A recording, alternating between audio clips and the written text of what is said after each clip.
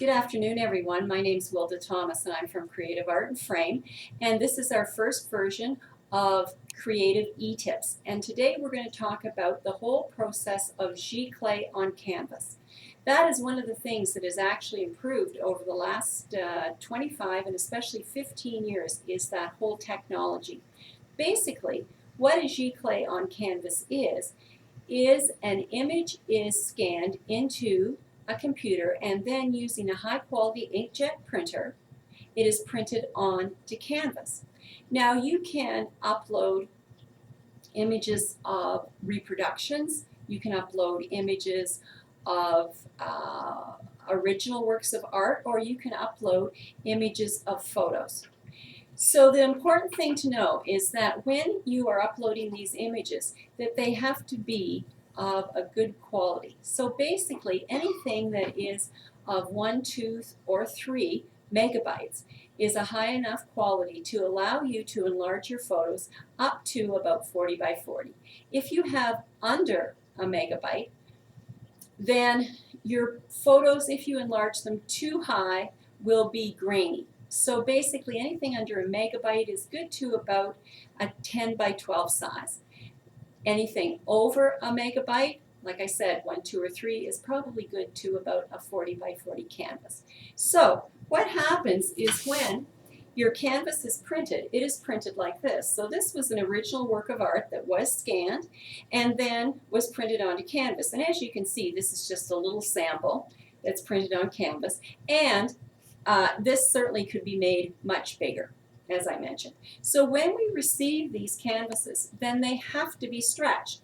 And what stretching is it's using a wooden frame behind the canvas to stretch it so that it can hang. So this is a stretcher bar, and this is a 3/4 inch stretcher bar, but it's also about 1.5 inches deep the other way. So when you are stretching a piece of canvas like this, you can stretch it on the 3/4 inch side, or you can stretch it on the 1.5 inch side, depending upon what you prefer. There are also thicker stretcher bars as well if you're using bigger pieces that need extra strength. So when the canvas is stretched, there are a couple of options that you can use in terms of stretching. This here is called is put on the 3/4 inch stretcher bar, and we have lost very little of that image, and what we've done is we've used black tape on the side to be able to finish those edges. So with this particular canvas, you can leave it unframed like this, or if you prefer, you can also frame it. So if you're going to frame something like that, then we'll look at this little Emily car piece here, which is very nice. And you can see that that is stretched, it's taut, and then we put a frame around it. So that sort of finishes it up.